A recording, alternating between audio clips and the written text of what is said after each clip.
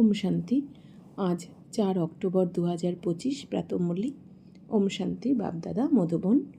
আজ মিষ্টি মিষ্টি বাবা বলছেন, মিষ্টি বাচ্চারা, সর্বশ্রেষ্ঠ হওয়ার জন্য স্বয়ং ভগবান তোমাদেরকে শ্রেষ্ঠ মত দিচ্ছেন, যার দ্বারা তোমরা নরকবাসী থেকে স্বর্গবাসী হয়ে যাও। তো বলছেন সর্বশ্রেষ্ঠ হওয়ার জন্য আমরা এতদিন কি দাপট থেকে ভ্রষ্টাচারী হয়ে গেছিলাম, এখন আমাদের আত্মাদেরকে শ্রেষ্ঠাচারী বানানোর জন্য, সর্বশ্রেষ্ঠ বানানোর জন্য, অর্থাৎ সত্যযুগী বানানোর জন্য বাবা স্বয়ং এসে আমাদেরকে শ্রেষ্ঠ মত দিচ্ছেন, রাজযোগের জ্ঞান শোনাচ্ছেন বাবা, আদি মধ্য অন্তের জ্ঞান শোনাচ্ছেন, যার দ্বারা আমরা নরকবাসী থেকে স্বর্গবাসী হয়ে যাচ্ছি, এখন সদ্গতি হয়ে যাচ্ছে। প্রশ্ন হচ্ছে, ভবিষ্যতে দেবতা হওয়ার জন্য বাচ্চাদেরকে কোন বিষয়ের প্রতি বিশেষ মনোযোগ দিতে হবে? উত্তর, কখনো কোনো ব্যাপারে রেগে যাওয়া কিংবা মুখ ভার করা যাবে না, কাউকে দুঃখ দেওয়া যাবে না। বাবা বলছেন ভবিষ্যতে যদি দেবতা হতে চাও তো দেবী দেবতারা দেবী দেবতা কেন বলা হয়? কারণ তাদের মধ্যে দৈবী গুণ থাকে, তারা নির্বিকারী থাকে, তাদের মধ্যে রাগ দ্বেষ হিংসা এগুলো থাকে না। তাই বাবা বলছেন তোমরাও যদি এরকম দেবী দেবতা হতে চাও তাহলে কোনো ব্যাপারে না রেগে যাওয়া যাবে, আর মুখ ভার করাও চলবে না। বাবা বলছেন কাউকে কোনো রকমভাবে দুঃখ দেওয়া যাবে না।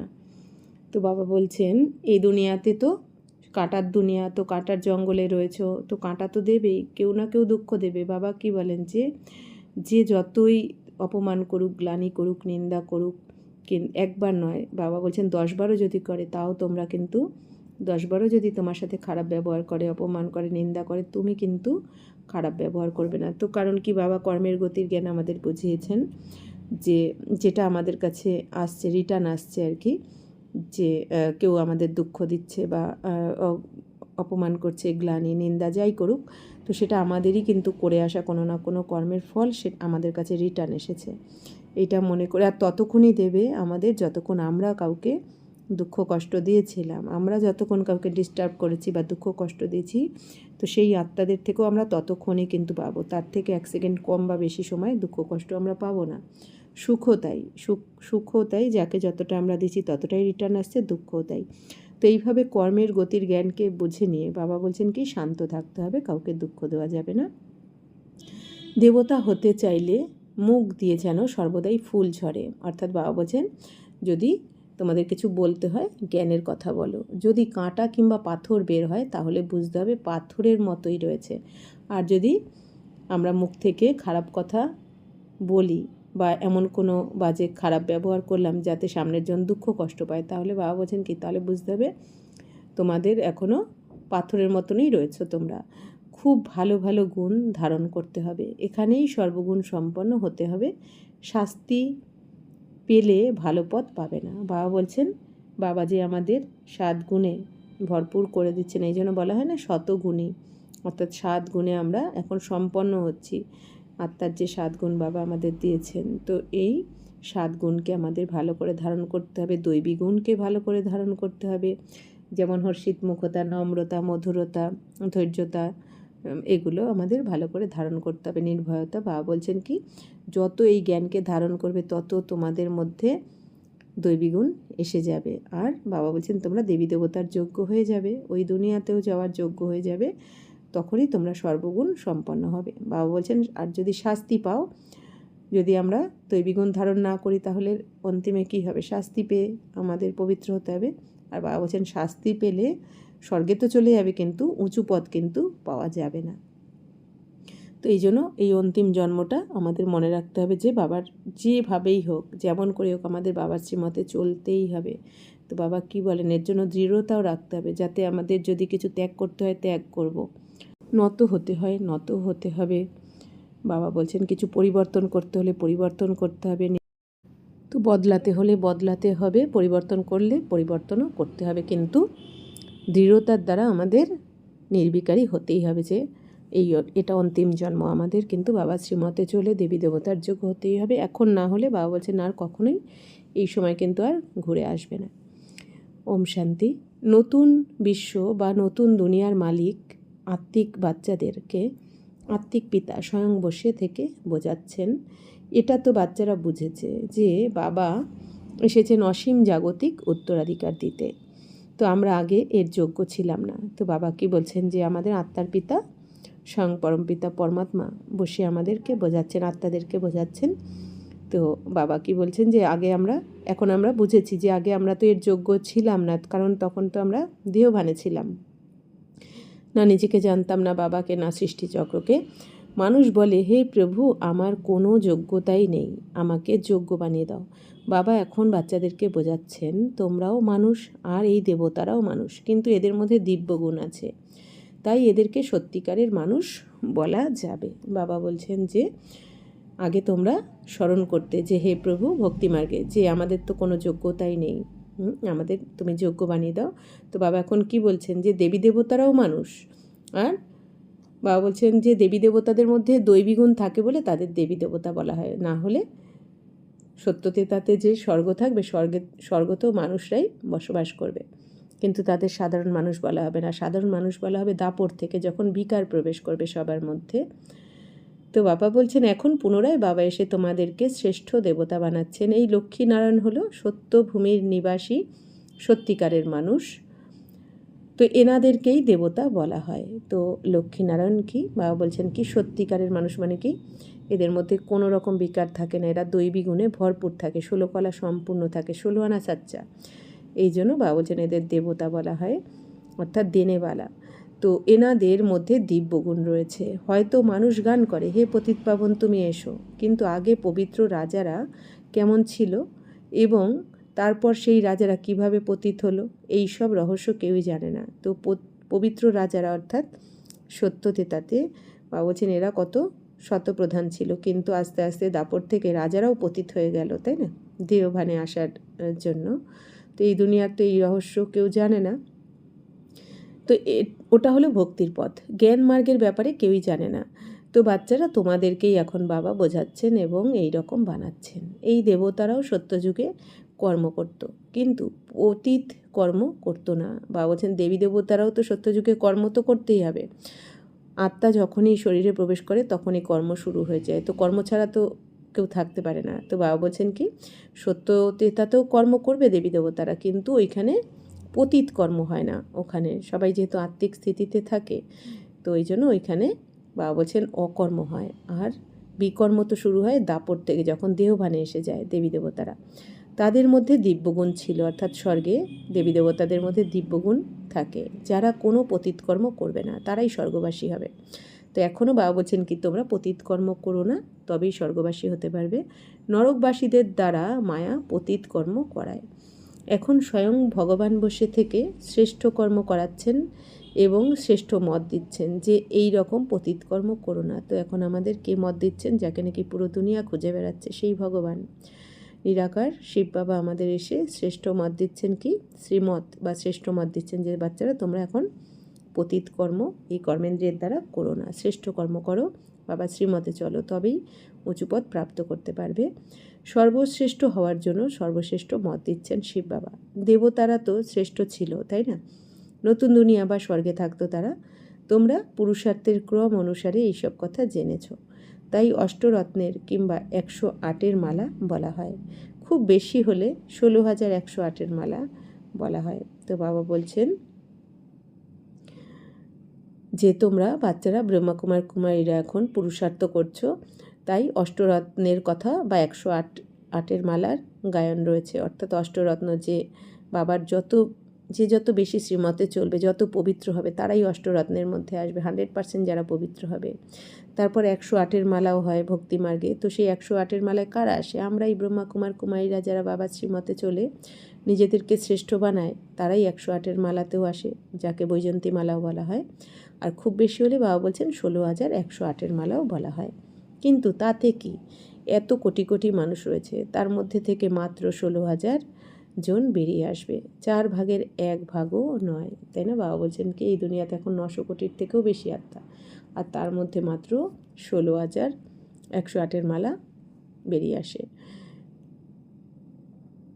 বাবা বলছেন তোমরা এরকম বাবাকে পেয়েছো, তাই কত খুশি হওয়া উচিত যে এখন বাবার শ্রীমতে চলে তোমরা আর বিকর্মও করছো না। তো কত খুশি হওয়া উচিত যে স্বয়ং ভগবান এসে আমাদের কর্মকেও পরিবর্তন করে দিলেন, যেটা আমরা এতদিন এত ভক্তি করেছি, কিন্তু জানতামই না শ্রেষ্ঠ কর্ম কোনটা। আত্মার জ্ঞানই ছিল না যে আত্মিক স্থিতিতে থেকে কর্ম করতে হয়।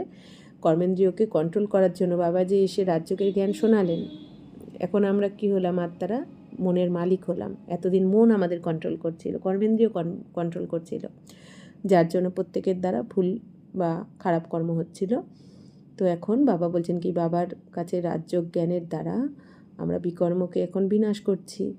আর বাবা বলছেন কি, তাই তোমাদের কত খুশি হওয়া উচিত যে বাবাকে পেয়েছো। তোমরা বুঝেছো যে স্বয়ং অসীম জগতের পিতা আমাদেরকে অ্যাডপ্ট করেছেন, আমরা তার সন্তান হয়েছি। বাবা বলছেন কত খুশি হওয়া উচিত। যে বাবা বলছেন তোমরা তো স্বপ্নে ভাবও নি কখনো যে স্বয়ং ভগবান এসে আমাদের সাকার রূপে এইভাবে অ্যাডপ্ট করবেন। আমাদের বাবার সাথে আমরা ডাইরেক্ট এইভাবে কথা বলতে পারি, বাবার থেকে আমরা শ্রীমত নিচ্ছি।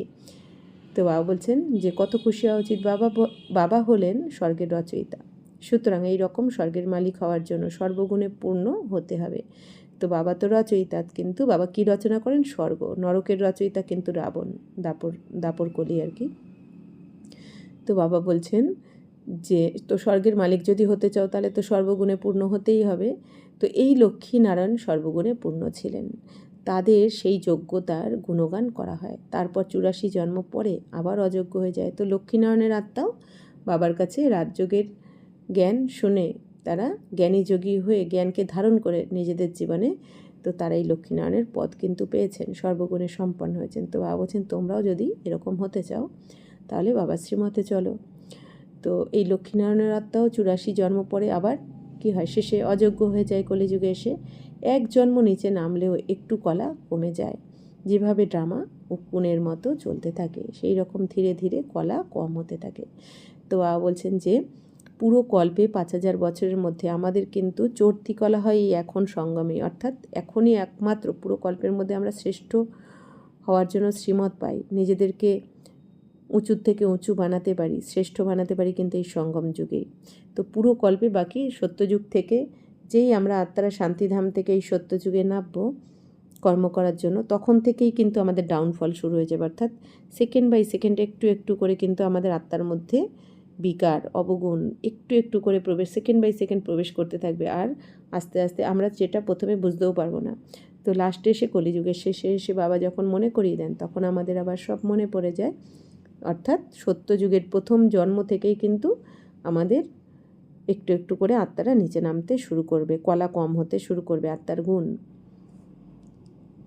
এই জন্যই সত্য থেকে ত্রেতাতে যখন আসি তখন কত হয়, 14 কলা হয়ে যায়, তারপরে দাপরে 8 কলা, এইভাবে কম কম হতে থাকে। কিন্তু চড়তি কলা উপরে ওঠার সুযোগ হচ্ছে এই এখনই একবারই।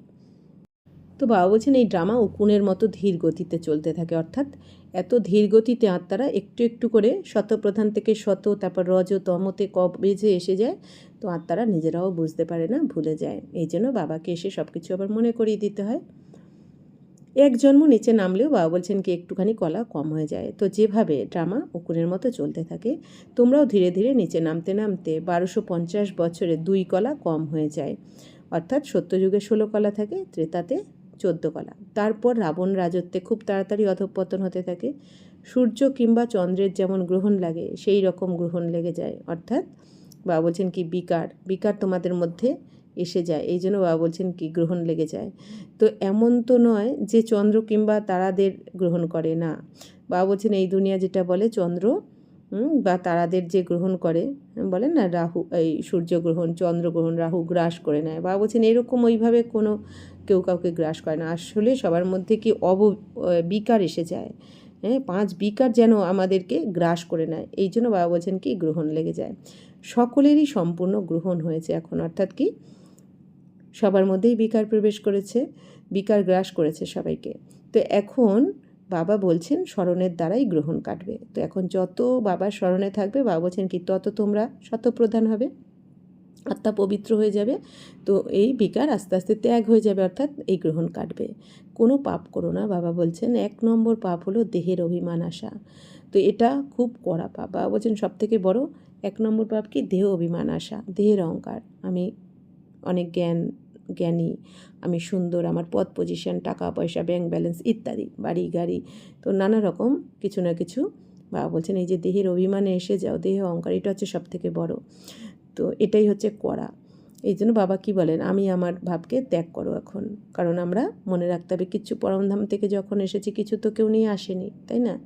কেউ কাউকে কিচ্ছু আনেনি, কারণ আত্মাই নেবেছে ওখান থেকে। আর 84 জন্মে আমরা 84টা শরীর, 84 সম্বন্ধ, সব কিছু আলাদা আলাদা, নাম, অ্যাড্রেস, রূপ, সব কিছু, পদ, পজিশন সব আলাদা থাকে। কিছুই কিন্তু আমাদের সাথে নেই। এই যে 84 জন্মের এখন অন্তিম জন্ম আমাদের, তো এর আগেও যে আমরা 83 জন্মে ছিলাম, তো সেই 83 জন্মের কোনো কিছুই তো আমাদের সাথে এখন নেই। তো এই লাস্ট অন্তিম জন্মেরও কিছুই সাথে থাকবে না। কিন্তু বাবা কি বলেন, এই যে জ্ঞান ধন আমরা বাবার থেকে নিচ্ছি, জমা করছি আত্মার মধ্যে, এইটা ছাড়া আর কিচ্ছু কিন্তু সাথে যাবে না। তো এই জন্য বাবা কি বলেন, এই দেহ অভিমান আসা উচিত নয় তোমাদের, কারণ এই সময়েই দুনিয়ার পরিবর্তন হচ্ছে। এরপর আর এই রকম শিক্ষা কখনো পাওয়া যাবে না, কারণ বাবা বলছেন পুরো কল্পে এই এখনই কিন্তু দুনিয়ার পরিবর্তন হওয়ার সময়। যখন সম্পূর্ণ দুনিয়া তমপ্রধান হয়ে যায়, তখন বাবা এসে পুরনো দুনিয়ার পরিবর্তন করিয়ে দেন আর নতুন দুনিয়া নিয়ে আসেন, স্থাপনা করেন। তো বাবা বলছেন এই শিক্ষা কিন্তু পুরোকল্পে আর পাবে না, এখন না হলে আর কখনোই নয়। তো ব্যারিস্টার ইত্যাদি শিক্ষা তো তোমরা জন্ম জন্ম ধরে নিয়েছো, স্কুল তো চিরকাল ছিল। এই জ্ঞান কেবল একবারই পাওয়া যায়। জ্ঞানের সাগর বাবা কেবল একবারই আসেন। তিনি নিজের এবং নিজের রচনার আদি মধ্য অন্তিমের পুরো জ্ঞান শোনান। তো বাবা বলছেন আমরা এত ভক্তি করেও কিন্তু এই শ্রেষ্ঠ জ্ঞান, এই প্রাচীন রাজ্য শিখতে পারিনি, শ্রেষ্ঠ জ্ঞানকে জানতে পারিনি, নিজেকে জানতে পারিনি, বাবাকে জানতে পারিনি, দুনিয়ার আদি মধ্য অন্তের জ্ঞানকে জানতে পারিনি, সৃষ্টিচক্রের রহস্যকে জানতে পারিনি। তো বাবা বলছেন তো ব্যারিস্টার তো তোমরা জন্ম জন্ম ধরে পড়েছ, কিন্তু এই জ্ঞান কিন্তু এই পুরোকল্পে একবারই পাওয়া যায়, যখন স্বয়ং ভগবানের অবতরণ হয়। আর পুরোকল্পে এই জ্ঞান আর কখনো পাওয়া যায় না। তো এখন কি বলছেন বাবা, অন্তিম জন্মে এই জ্ঞান শুনে নিজের জীবনে ধারণ করে পুরো 84 জন্মের ভাগ্য বানিয়ে নেওয়া উচিত এখন। তো বাবা কত সহজভাবে বোঝাচ্ছেন যে তোমরা আত্মারা পার্ট প্লে করছো। তো আত্মারা নিজের বাড়ি থেকে এখানে এসে অ্যাক্ট করে। ওই ঘরকে বলা হয় মুক্তিধাম, আর স্বর্গকে বলা হয় জীবন মুক্তি। বাবা বলছেন যে আমরা আত্মারা কোথা থেকে এসেছি, নির্বাণ ধাম বা পরমধাম বা শান্তিধাম থেকে আত্মারা এখানে পার্ট প্লে করতে এসেছি, অ্যাক্ট করতে এসেছি। তাহলে আত্মার নিজের ঘর হচ্ছে শান্তিধাম বা মুক্তিধামও বলা হয়, আর স্বর্গকে বলা হয় জীবন মুক্তি। মুক্তিধাম অর্থাৎ কি, এই যে এখন আমরা কর্মবন্ধন থেকে মুক্ত হয়ে যাব, তাই না? এই জন্মমৃত্যুর চক্র থেকে, কর্মবন্ধন থেকে মুক্তি হয়ে যাবে আমাদের। এরপর আমরা মুক্তিধামে চলে যাব, তারপর সেখান থেকে আবার আমাদের জীবন মুক্তি অর্থাৎ কি স্বর্গে প্রবেশ করব। এখানে হচ্ছে জীবন বন্ধ আর স্বর্গে হচ্ছে জীবন মুক্তি। এখানে রয়েছে জীবনের বন্ধন। এই সব কথাগুলো সঠিকভাবে মনে রাখতে হবে, তাই না? এখানে তো বন্ধন, তাই না? এখানে বন্ধনের জন্য সবাই সব কিছু তো করতেও পারে না, দুঃখ কষ্ট। বন্ধন মানে কি, দুঃখ কষ্ট, আর জীবন মুক্তি মানে সুখ। তো এই সব কথাগুলো সঠিকভাবে মনে রাখতে হবে। মোক্ষ কখনোই পাওয়া যায় না। মানুষ বলে যে মোক্ষ লাভ হোক, অর্থাৎ এই আসা যাওয়ার চক্র থেকেই বেরোতে চায়, কিন্তু কেউই নিজের পাট ছেড়ে বেরোতে পারে না। বাবা কি বলছেন যে অনেকে কি বলে, এই দুনিয়াতে মুক্তি লাভ করতে চায়, মোক্ষ লাভ করতে চায়, অর্থাৎ ভাবে কি আর জন্ম মৃত্যুর চক্রে আর আসতেই হবে না। কিন্তু বাবা বলছেন এরকম হয় না। প্রত্যেক আত্মাকে এই দুনিয়াতে এসে জন্ম মৃত্যুর চক্রে আসতেই হবে।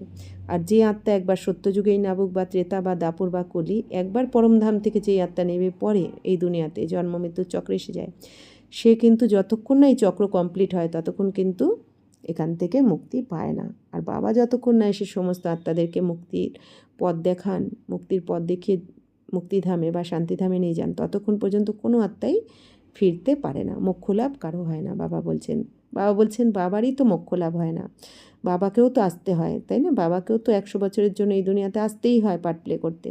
তো বাবা বলছেন এই জন্য এই দুনিয়াতে যত আত্মা আছে প্রত্যেককেই কমসে কম 1 বছরের জন্য হলেও কিন্তু পার্ট প্লে করতে আসতেই হবে। তো বাবা বলছেন এই খেলা অনাদি এবং পূর্ব নির্মিত। ওয়ার্ল্ড হিস্ট্রি, জিওগ্রাফি হুবহু রিপিট হয়। সত্যযুগে ওই দেবতারাই আবার আসবে, তারপর ধীরে ধীরে ইসলাম এবং বৌদ্ধরা আসবে। তো এইভাবে হিউম্যানিটি তৈরি হবে। বাবা বলছেন যে এই খেলা, এই সুখ দুঃখের খেলা, এই যে 5000 বছরের ড্রামা, বাবা বলছেন এটা কিন্তু হুবহু রিপিট হতে থাকে। আর এই ড্রামা কিন্তু অনাদি, অনন্তকাল ধরে চলে আসছে। বাবা বলছেন কোটি কোটি বছর ধরে চলে আসছে আর চলতেও থাকবে। তো এই বাবা বলছেন এই ড্রামা কিন্তু বলা যাবে না যে কবে থেকে শুরু বা কবে শেষ, এই জন্য বলছে অনাদি, অনন্তকাল ধরে চলছে আর পূর্ব নির্মিত এই ড্রামা। প্রত্যেকটা দৃশ্য কিন্তু আগে থেকে গড়ে রাখাই রয়েছে, কারণ এই ড্রামাতে যা কিছু হচ্ছে আমাদের কিন্তু কর্মের দ্বারাই প্রত্যেকটা দৃশ্য নির্ধারিত হয়েছে। অর্থাৎ ড্রামা তো কর্ম ওরিয়েন্টেড, মানে কর্মভিত্তিক এই ড্রামা। যে যেমন কর্ম করেছে তার ফল তাকে ভোগ করতেই হবে। কিন্তু এই দুনিয়াতে যেহেতু সবাইকে পুনর্জন্মে আসতে হয়, এই জন্য ভুলে যায় যে আমরা কোন জন্মে কী করেছি। হয়তো কোনো জন্মের কর্মের ফল সেটা সুখের হতে পারে বা দুঃখের, সেটা হয়তো পরের জন্মে তাকে ভোগ করতে হয়েছে, কিন্তু পরে ভুলে যাওয়ার কারণে প্রশ্ন করতে থাকে। কিন্তু বাবা কি বলছে, না, যা কিছু তোমার কাছে আসছে সেটা তোমারই করে আসা কোনো না কোনো কর্মের ফল, এটা ভালো করে বুঝে নিতে হবে। বাকি বিনা কারণে এই দুনিয়াতে কেউ কাউকে এক গ্লাস জলও কিন্তু দেবে না, কেউ কাউকে বিনা কারণে 1 সেকেন্ডের জন্য দুঃখ কষ্ট দেবে না, সুখও দেবে না। যেটা আমরা করে এসেছি, দিয়ে এসেছি, সেটার ফল এখান থেকে ফেরত নিয়ে যেতেই হবে। এটার থেকে কেউ মুক্তি পাবে না যতক্ষণ না এই কর্মের হিসাব যুক্ত হচ্ছে।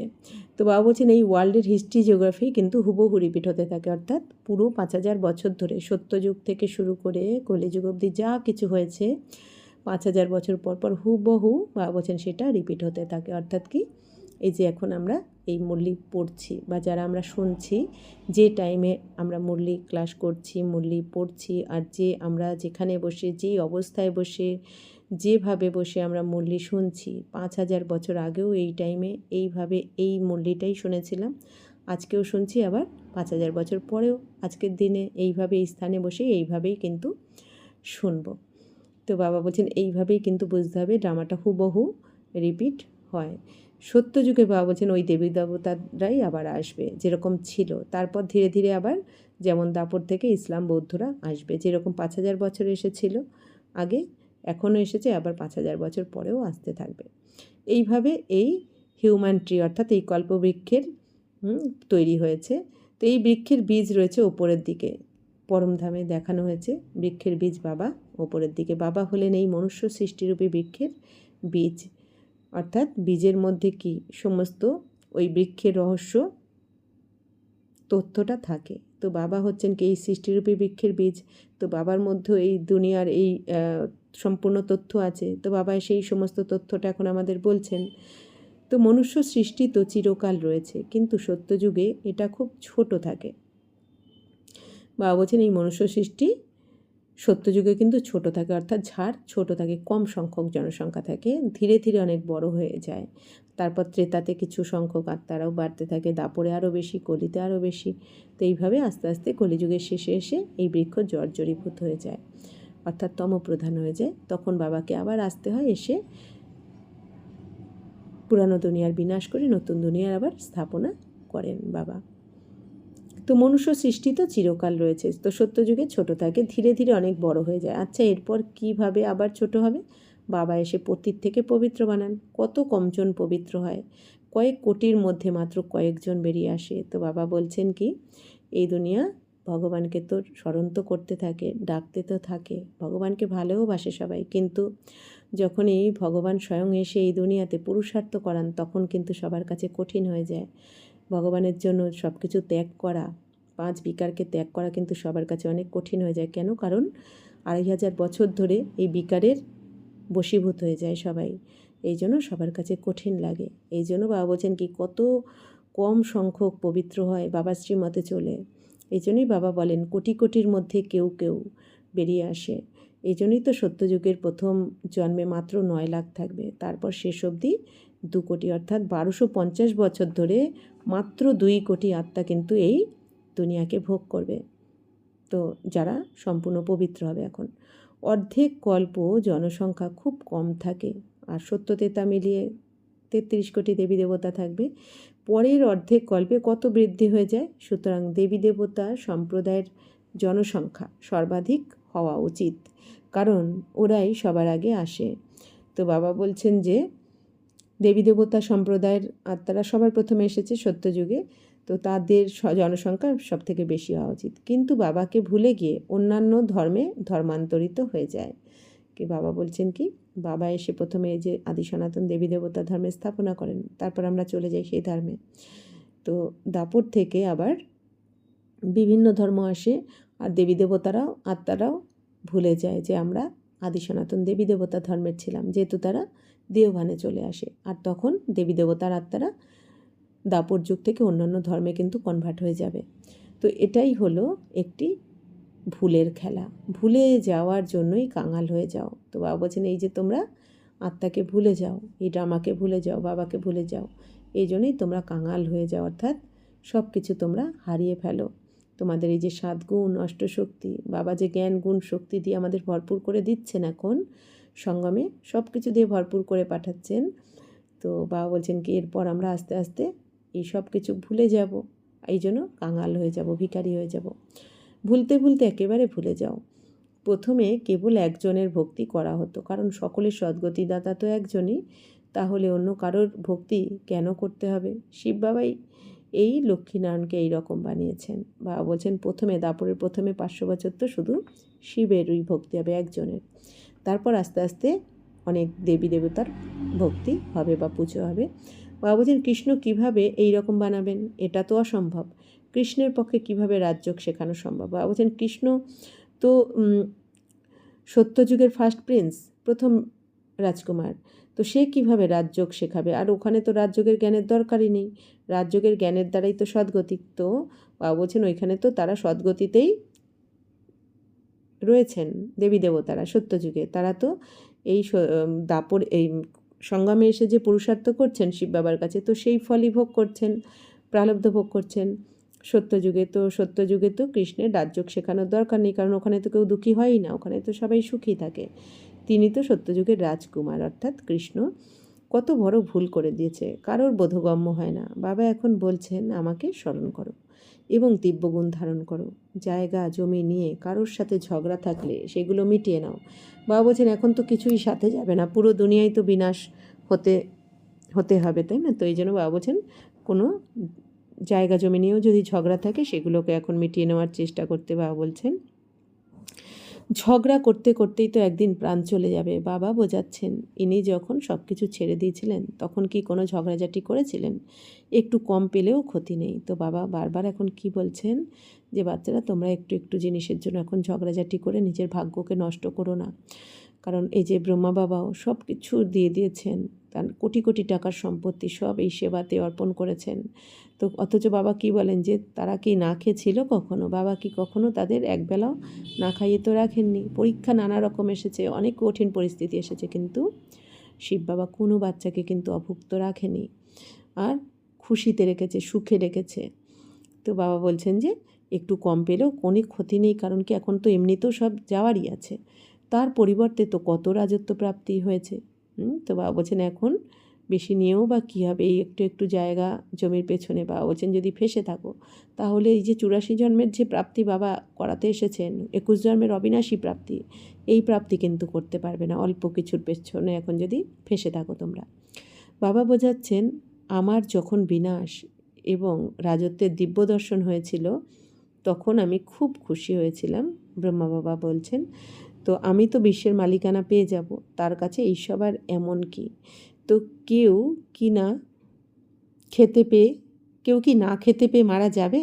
যার কাছে টাকা পয়সা নেই সেও তো খেতে পায়। মাম্মা কি কিছু নিয়ে এসেছিলেন? কতজন মাম্মাকে স্মরণ করে? বাবা বলছেন মাম্মা তো কিছু টাকা পয়সা সেবাতে লাগাতে পারেননি, তাই না? মাম্মা তো কুমারী ছিলেন, কিন্তু মামা জ্ঞানকে এত ধারণ করেছেন এত ভালোভাবে মাম্মা, আর সবাইকে ধারণ করিয়েছেন, এত সেবা করেছেন যে তিনি মহালক্ষ্মীর সিটটা নিতে পেরেছেন, তাই না? সেই আসন নিতে পেরেছেন, বাবার হৃদয়ে জায়গা করে নিয়েছেন, দ্বিতীয় রাজকুমারী হচ্ছেন সত্যযুগের। তো বাবা বলছেন এই জন্য তোমরা টাকা পয়সা বা কিছু নিয়ে এখানে ঝগড়াঝাটি বা সময় নষ্ট করো না। বাবা এখন বলছেন অন্তিম জন্মে বাবার সেবাতে লাগাও সময়, সংকল্প, শ্বাস, বাকি ওই টাকা পয়সা জমি জায়গা ওর পেছনে বাবা বলছেন এই সবগুলোকে নষ্ট করো না। তো বাবা কি বলছেন ঝগড়াঝাটি হলে কি হয়? ওই কথাগুলোই যোগে বসলে বারবার মনে আসবে, বাবার সাথে তো যোগ লাগবেই না, তাই না? এই জন্য বা ওই টাকা পয়সা জমি জায়গা যাদের সাথে খারাপ ব্যবহার হবে তাদের সাথে যোগ লেগে থাকবে, বাবার সাথে লাগবে না। এই জন্য বাবা বলছেন এখন এইসবের পেছনে তোমরা দৌড়িও না। তো বাবা বলছেন কেবল আমাকেই এখন স্মরণ করো, স্মরণের যাত্রায় থাকতে হবে। তো বাবা বলছেন কি স্মরণের যাত্রা মানে কি? আত্মা মনে করে বাবাকেও স্মরণ করতে হবে। আর বাবার যে যে শ্রীমত দিচ্ছেন সেগুলোকে ফলো করতে হবে। বাবা যদি বলছেন বাচ্চারা রাগ করবে না, তো আমি যদি রাগ না করি, আমি যদি সবাইকে সুখ দিই, ভালো ব্যবহার করি, সবাইকে সুখ শান্তির এই পথ দেখাই, তো বাবা বলছেন কি, তাহলে বুঝতে হবে তুমি বাবার স্মরণে রয়েছো। আর বাবা যদি বলছেন কাউকে তোমরা দুঃখ দেবে না, ঝগড়াঝাটি করবে না, কিন্তু আমরা যদি সেই গিয়ে কারোর সাথে ঝগড়াঝাটি করি, তার মানে বুঝতে হবে আমি স্মরণে নেই বাবার। তো মাম্মার মতো জ্ঞান শোনাতে হবে। তোমরা নিজেরা গুণগানের যোগ্য হয়ে দেখালেই মাম্মার গুণগান সঠিক প্রমাণিত হবে। কেবল মাম্মা মাম্মা বললেই পেট ভরবে না, আরও বেশি করে পেট ভেতরে ঢুকে যাবে। বাবা বলছেন শুধু মুখে তো মাম্মা মাম্মা করলে হবে না, কিন্তু তার মতন হয়ে দেখাতে হবে, করে দেখাতে হবে। তো আরও বেশি করে পেট ভেতরে ঢুকে যাবে। অর্থাৎ বাবা বলছেন শুধু মুখেই যদি বলতে থাকো, কিছুই না করো, তাহলে তো আরোই পেট ভেতরে ঢুকে যাবে। শিব বাবাকে স্মরণ করলেই পেট ভর্তি হবে, অর্থাৎ আত্মার পেট, মানে কি আত্মা ভরপুর হয়ে যাবে। যত আমরা বাবাকে স্মরণ করব, জ্ঞান গুণ শক্তিতে আত্মা ভরপুর হয়ে যাবে।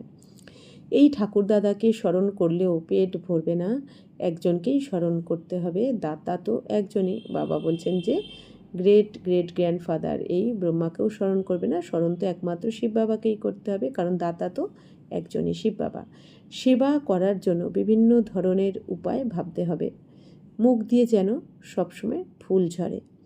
যদি কাঁটা কিংবা পাথর বের হয়, তাহলে বোঝা যাবে যে পাথরের মতোই রয়েছে। খুব ভালোভাবে গুণ ধারণ করতে হবে।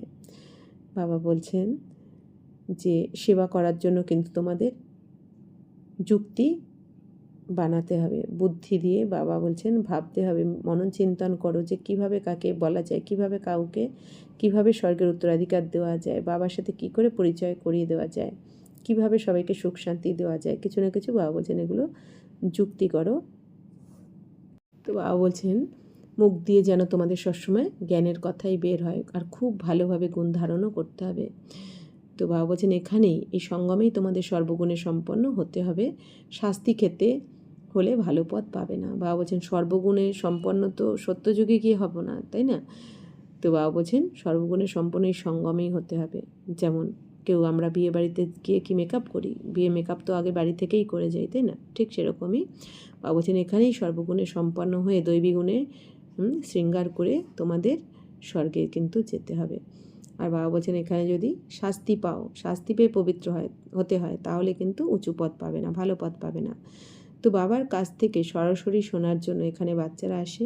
এখানে বাবা টাটকা নেশা ধরিয়ে দেন, অর্থাৎ মধুবনের কথা বলা হচ্ছে।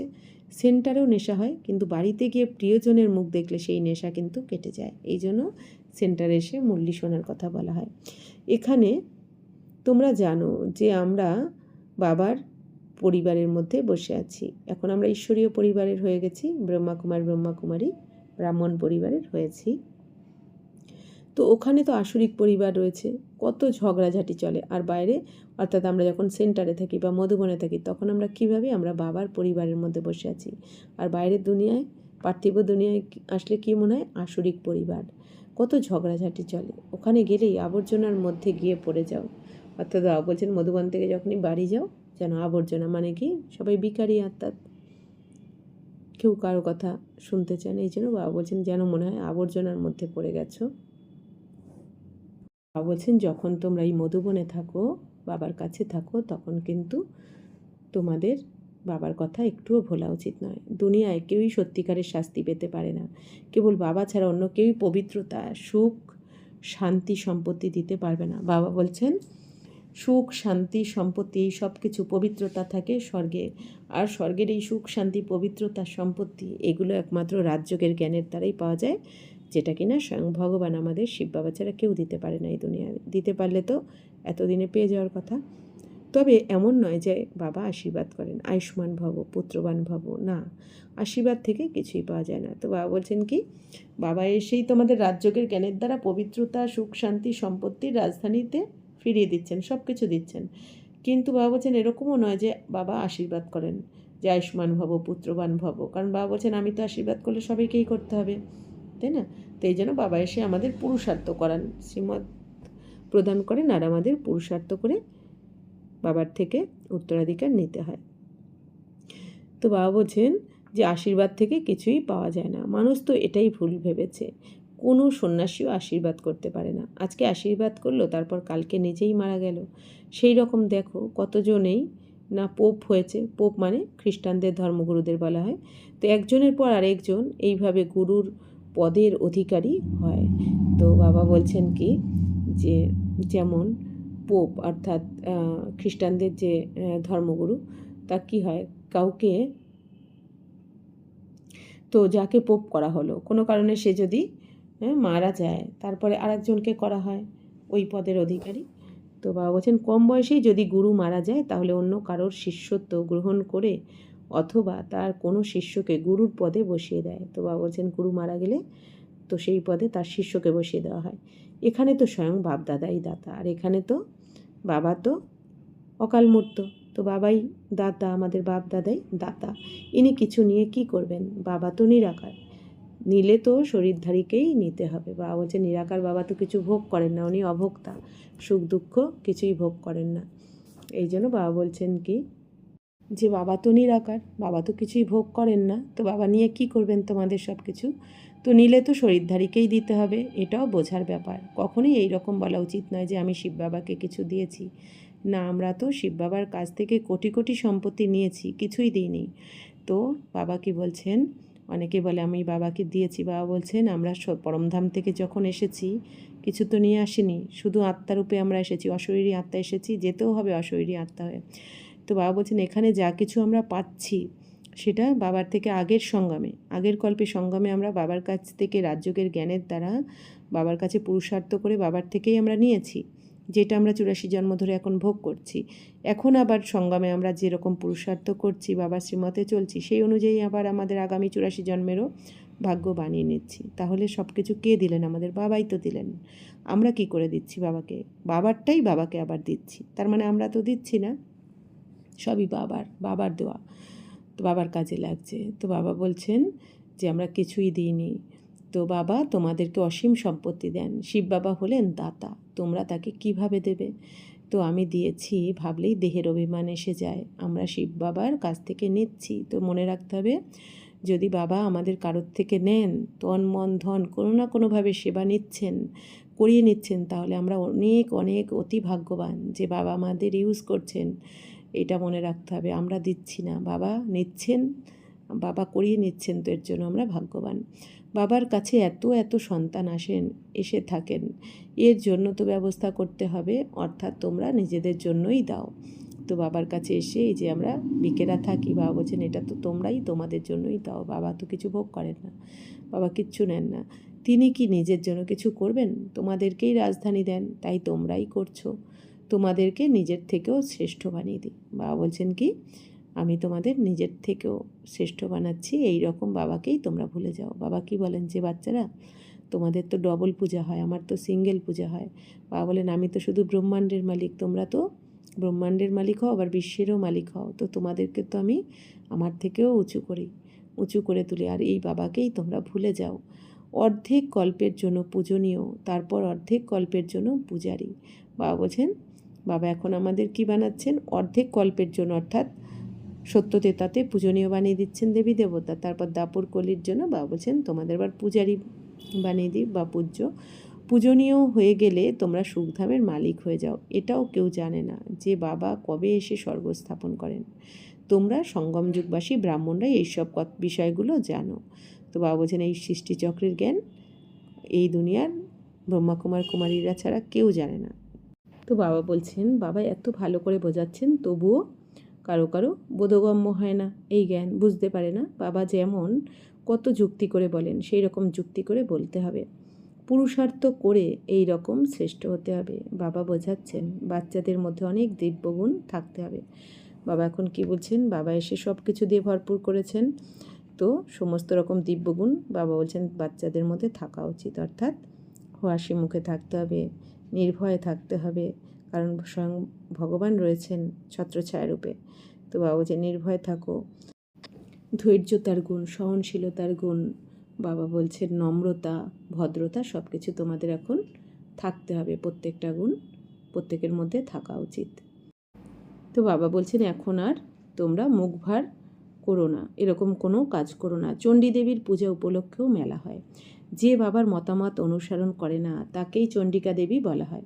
তো বাবা বলছেন যে আত্মারা এখন সংগ্রামে বাবার শ্রীমতে চলবে না, অর্থাৎ যাদের রাগ রাগ বা ক্রোধকে ত্যাগ করবে না তাদের কিন্তু চণ্ডিকা দেবী বলা হবে, অর্থাৎ দেবী চণ্ডিকা রূপে তাদের পুজো হবে দাপরকলিতে। এই রকম চণ্ডিকা যে কিনা অন্যকে দুঃখ দেয় তার পূজা উপলক্ষেও মেলার আয়োজন হয়।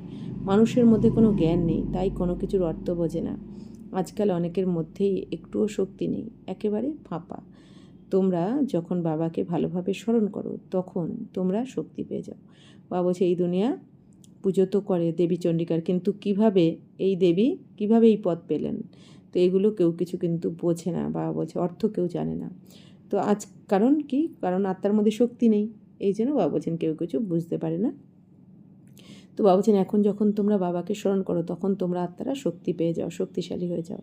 কিন্তু এখানে থাকার সময়ও অনেকের বুদ্ধি বাইরের দিকে চলে যায়। তো বাবা বলছেন কি অনেক সময় জ্ঞান শুনতে বসেও, সেন্টারে বসেও অনেকের বুদ্ধি কিন্তু বাইরের দিকে ঘুরতে থাকে, এরোর কথা মনে করতে থাকে। তাই বাবা বলেন এখানে ছবির সামনে এসে বসো, তাহলে তোমাদের বুদ্ধি ওতেই বিজি থাকবে। যখন সৃষ্টিচক্র কিংবা সিঁড়ির বিষয়ে কাউকে বোঝাবে তখন বলো যে সত্যযুগে অনেক কম সংখ্যক মানুষ থাকবে। তো বাবা বলছেন এইভাবে বসে বসে কথা বলার অভ্যাস করতে হবে, নিজেই নিজের মুখ খুলতে পারো তোমরা। তো বাবা বলছেন মনের অন্তরের কথাগুলো বাইরেও বেরিয়ে আসা উচিত, কারণ তোমরা বোবা তো নও। তো বাবা বলছেন ঘরে চিৎকার করার সময় তো মুখ খুলে যায়, আর জ্ঞান শোনানোর সময় খোলে না। ছবি তো সকলেই পেয়ে যাবে। তো বাবা বলছেন যে তোমরা নিজের রুমকে ছবি দিয়ে সাজিয়ে দাও এই জ্ঞানের, তাহলে তুমি বিজি থাকবে। তো তোমরা সেটা তোমার লাইব্রেরির মতন হয়ে যাবে। তো বাবা বলছেন এইভাবে তোমরা অনেক সেবাও করতে পারবে, একটু শুনলেও প্রজা হয়ে যাবে। উন্নতি করার জন্য বাবা অনেক রকমের উপায় বলছেন। তো বাবা বলছেন মায়া সবাইকে এখন অবুঝ বানিয়ে দিয়েছে। বাবা কেবল বাচ্চাদেরকেই বলেন আমাকে স্মরণ করো, অর্থাৎ আত্মা মনে করে একমাত্র বাবাকে স্মরণ করো, তাহলেই তোমাদের বিকর্ম বিনাশ হবে, তোমরা পাবন হয়ে যাবে। কেবল বাবাই হলেন পতিত পাবন। এখন আমরা সেই বাবাকেই স্মরণ করছি যিনি পবিত্র বানিয়ে দেন। अच्छा मीठे मीठे सिकिला दे बच्चों प्रति मात पिता बाप दादा का याद प्यार और गुड मॉर्निंग। रूहानी बाप की रूहानी बच्चों को नमस्ते। हम रूहानी बच्चों की रूहानी बाप दादा को पदम गुना नमस्ते नमस्ते नमस्ते। थैंक यू बाबा, शुक्रिया। धारणार জন্য মুখ্য সার, মুখ থেকে জ্ঞানরত্ন বের করার অভ্যাস করতে হবে। কখনোই মুখ থেকে কাঁটা কিংবা পাথর যেন না নির্গত হয়। নিজের এবং নিজের গৃহের কল্যাণের জন্যই ঘরেই ছবি সাজিয়ে রাখতে হবে এবং সেই ছবি নিয়ে বিচার সাগর মন্থন করে অন্যকেও বোঝাতে হবে। বিজি থাকতে হবে। বাবার কাছ থেকে আশীর্বাদ চাওয়ার বদলে তার শ্রেষ্ঠ মত অনুসারে চলতে হবে। বাবা বলছেন বাবার শ্রীমতে চললে বাবার রোজ যে জ্ঞান শোনাচ্ছেন এই জ্ঞানই হচ্ছে বাবার আশীর্বাদ। তো এবার তোমাদের এই শ্রেষ্ঠ মতে চললেই তুমি বাপ সমান হতে পারবে। শিব বাবাই হলেন দাতা, তাই তাকে স্মরণ করতে হবে। কখনোই যেন অভিমান বা অহংকার না আসে যে আমি বাবাকে এত কিছু দিয়েছি। বরদান, বাবার সমান স্থিতির দ্বারা সময়কে নিকটে নিয়ে এসে তত্ত্বমের বরদানী ভব। আমিত্ব ভাবকে সমাপ্ত করা, অর্থাৎ বাবার সমান স্থিতিতে স্থিত হয়ে সময়কে নিকটে নিয়ে আসা। যেখানে নিজের দেহতে বা নিজের কোনো বস্তুর প্রতি আমিত্ব ভাব থাকে সেখানে সমতাতে পার্সেন্টেজ থাকে। পার্সেন্টেজ মানে ডিফেক্ট। তো বাবা বলছেন তোমাদের এখন এই আমিত্ব ভাবকে কিন্তু ত্যাগ করতে হবে। বাবা বলছেন এই আমিত্ব ভাবকে সমাপ্ত করতে হবে, তবেই তোমরা বাবার সমান স্থিতিতে স্থিত হতে পারবে। কারণ বাবা বলছেন এই আমিত্ব ভাব যেখানে থাকে সেখানে কিন্তু তোমরা বাপ সমান কখনোই হতে পারবে না, পার্সেন্টেজ থেকে যাবে। আর পার্সেন্টেজ মানে কি, ডিফেক্ট হয়ে যাওয়া। তো এই রকম ডিফেক্ট আত্মা কখনো পারফেক্ট হতে পারবে না। তো যার মধ্যে আমিত্ব ভাব থাকবে সে কখনো পারফেক্ট হতে পারবে না। পারফেক্ট হওয়ার জন্য বাবার লাভে সদা লাভ লীন থাকো, অর্থাৎ বাবার ভালোবাসাতে ডুবে থাকো, বাবার পরমাত্মা প্রেমে ডুবে থাকো। সদা লাভে লাভলীন থাকলে সহজেই অন্যদেরকেও নিজের সমান বা বাবার সমান বানাতে পারবে। বাপদাদা নিজের লাভলি আর লাভলীন থাকা বাচ্চাদেরকে সদা তত্ত্বমের বরদান দেন। তো বাবা কোন বাচ্চাদের দেন? তত্ত্বম, অর্থাৎ তুমি এরকম হবে দেবী দেবতা। তো তারা কারা পাবে এই বরদান, বা আর কারা বাপ সমান হবে? তো এই বরদান, বাপ সমান হওয়ার বরদান কারা পাবে? যারা লাভলি আর লাভলিন থাকবে, অর্থাৎ যারা বাবাকে ভালোবাসবে, বাবার ভালোবাসায় ডুবে থাকবে তারা। স্লোগান: একে অপরের মতামতকে রিগার্ড দাও, তাহলে নিজের রেকর্ড ভালো হয়ে যাবে। বাবা বলছেন এই দুনিয়াতে সবাই কী চায়? সম্মান। সম্মানটা সবাই পেতে চায়। তো এই জন্য বাবা বলছেন তোমরা একে অপরের মতামতকে সম্মান দাও, তাহলে তোমার নিজের রেকর্ড ভালো হয়ে যাবে। ওম শান্তি।